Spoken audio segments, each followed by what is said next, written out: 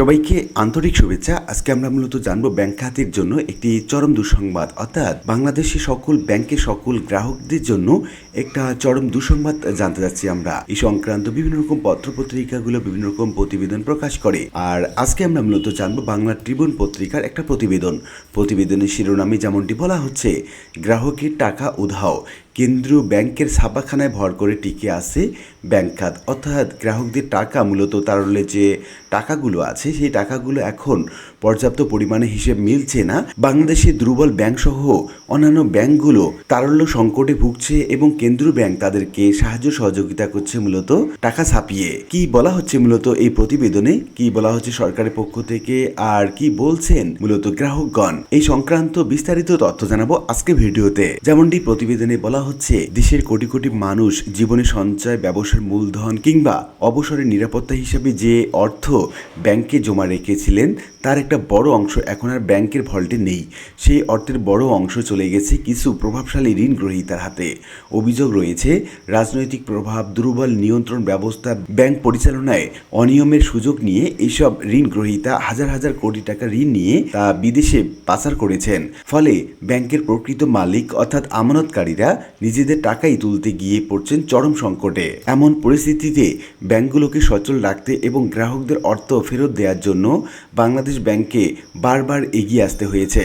কখনো রেপো সুবিধা, কখনো বা বিশেষ তারল্য সহায়তা, আবার কখনো বা নতুন টাকা সৃষ্টি করে ব্যাংকগুলোকে ঋণ দেওয়া হয়েছে। অর্থাৎ যে অর্থ ব্যাংক থেকে বেরিয়ে গেছে তার একটি অংশের ঘাটতি পূরণে শেষ পর্যন্ত কেন্দ্রীয় ব্যাংকের ছাপাখানার উপরই নির্ভর করতে হয়েছে।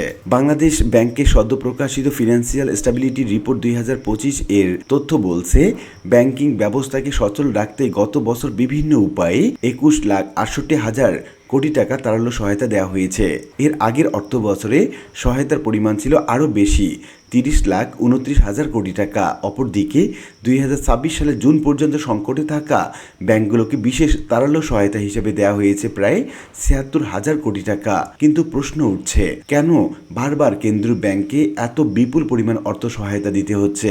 এর উত্তর খুঁজতে গেলে সামনে আসে গত এক দশকে ব্যাংক খাতে ঘটে যাওয়া অনিয়ম, ঋণ কেলেঙ্কারি, অর্থ পাচারের দীর্ঘ ইতিহাস।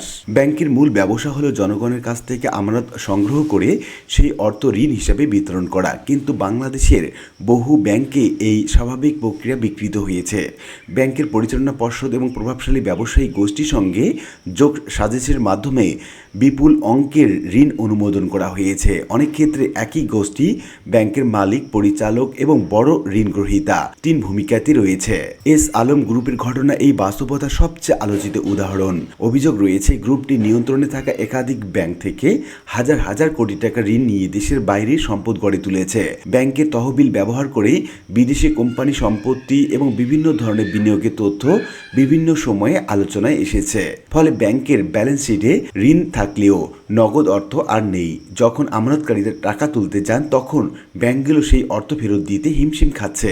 সাধারণভাবে কোনো ব্যাংক সাময়িক তারল্য সংকটে পড়লে কেন্দ্রীয় ব্যাংক তাকে সহায়তা দেয়, কিন্তু বাংলাদেশের ক্ষেত্রে সংকটটি সাময়িক নয়, এটি দীর্ঘমেয়াদী এবং কাঠামোগত। যখন কোনো ব্যাংক গ্রাহকদের ভিড় বাড়ে এবং সবাই একসঙ্গে টাকা তুলতে শুরু করেন তখন ব্যাংকের হাতে পর্যাপ্ত নগদ থাকে না, কারণ আমানতের বড় অংশ ইতোমধ্যে ঋণ হিসাবে বিতরণ করা হয়েছে, যার একটি বড় অংশ আবার খেলাপিতে পরিণত হয়েছে।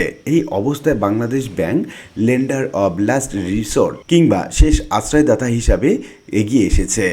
কেন্দ্রীয় ব্যাংক নতুন টাকা সৃষ্টি করে ব্যাংকগুলোকে ধার দেয়। সাম্প্রতিক সময়ে ইসলামী ব্যাংককে প্রায় 9,000 কোটি টাকার বিশেষ তারল্য সহায়তা দেওয়া হয়েছে। এর আগে ফার্স্ট সিকিউরিটি ইসলামী ব্যাংক, সোশ্যাল ইসলামী ব্যাংক, ইউনিয়ন ব্যাংক, গ্লোবাল ইসলামী ব্যাংক সহ একাধিক ব্যাংকে একই ধরনের সহায়তা দেওয়া হয়েছে। অর্থনীতিবিদদের ভাষায় এটি কার্যত ব্যাংকিং ব্যবস্থা ভেঙে পড়া ঠেকানোর জরুরি ব্যবস্থা, কারণ বড় ব্যাংক ধসে পড়লে পুরো আর্থিক ব্যবস্থায় আস্থার সংকট তৈরি হতে পারে। বাংলাদেশ ব্যাংকের প্রতিবেদনে দেখা গেছে ব্যাংকগুলোর মূলধন পরিস্থিতি ভয়াবহভাবে অবনতি হয়েছে। 2025 সালে ব্যাংক খাতের capital to risk weighted assets ratio ঋণাত্মক 2.64% নেমে এসেছে। অর্থাৎ ঝুঁকি মোকাবেলার জন্য প্রয়োজনীয় মূলধন অনেক ব্যাংকের হাতে নেই। একই সঙ্গে খেলাপি ঋণের চাপও বেড়েছে। বিশেষ করে ইসলামী ব্যাংকিং খাতে খেলাপি ঋণ এক বছরে 56% বেশি বেড়েছে। কয়েকটি ব্যাংকের মূলধন সম্পূর্ণ নেতিবাচক অবস্থায় চলে গেছে। ব্যাংকিং বিশেষজ্ঞদের মতে যখন একটি ব্যাংকের প্রকৃত মালিক কমে যায় এবং আমানতকারীদের আস্থা নষ্ট হয় তখন ব্যাংক বাজার থেকে আর অর্থ সংগ্রহ করতে পারে না, ফলে তারা কেন্দ্রীয় ব্যাংকের সহায়তার উপর নির্ভরশীল হয়ে পড়ে। কেন্দ্রীয় ব্যাংক যখন নতুন টাকা সৃষ্টি করে ব্যাংকগুলোকে ঋণ দেয় তখন অর্থনীতির অর্থের সরবরাহ বাড়ে। তাত্ত্বিকভাবে এটি মূল্যস্ফীতি বাড়ানোর ঝুঁকি তৈরি করে। তবে অর্থনীতিবিদরা বলছেন ব্যাংকগুলোকে দেয়া এই অর্থ মূলত গ্রাহকদের আমানত ফেরত দিতেই ব্যবহার হচ্ছে, ফলে এর পুরোটা নতুন চাহিদা তৈরি করছে না। ফলে দীর্ঘ সময় ধরে এই প্রক্রিয়া চললে মূল্যস্ফীতির উপর চাপ সৃষ্টি হওয়ার আশঙ্কা উড়িয়ে দেওয়া যায় না। আরো বড় উদ্বেগ হলো মোরাল হ্যাজার্ড, অর্থাৎ ব্যাংক পরিচালনায় অনিয়ম করলেও শেষ পর্যন্ত কেন্দ্রীয় ব্যাংক উদ্ধার করবে এমন ধারণা তৈরি হলে দায়িত্বহীনতার সংস্কৃতি আরো গভীর হতে পারে। বিশেষজ্ঞরা মনে করেন ব্যাংক খাতের বর্তমান সংকট কোনো একদিনে তৈরি হয়নি। বছরের পর বছর রাজনৈতিক প্রভাব, দুর্বল তদারকি, জালিয়াতি, অনিয়ম, ঋণ বিতরণ এবং অর্থ পাচারের কারণে পরিস্থিতি এই পর্যায়ে এসেছে। তাদের মতে কেবল টাকা ছাপিয়ে বা তারল্য সহায়তা দিয়ে সংকটের স্থায়ী সমাধান সম্ভব নয়, কারণ এটি রোগীর চিকিৎসা নয়, কেবল উপসর্গ নিয়ন্ত্রণের চেষ্টা।